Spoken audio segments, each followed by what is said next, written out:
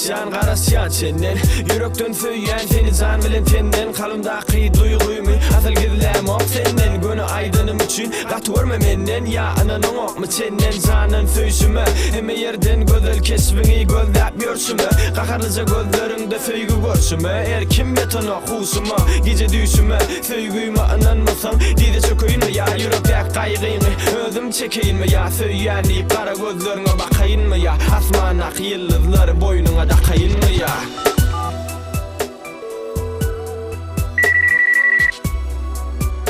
Alo. Oğume Owe. men Süleyman tanıdın mı? Owe. Dursun şun görüşüp may Bağışla. Bugün men işim ken.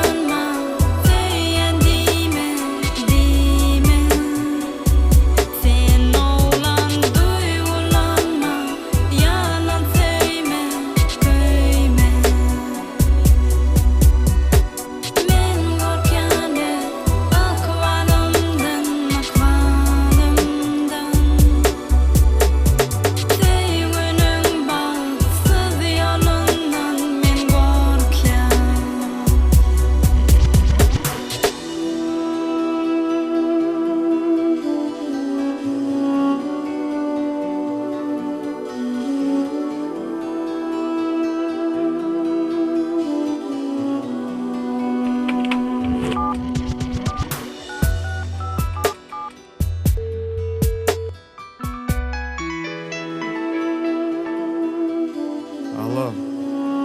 Alo. Selvi bu sen mi? Selvi.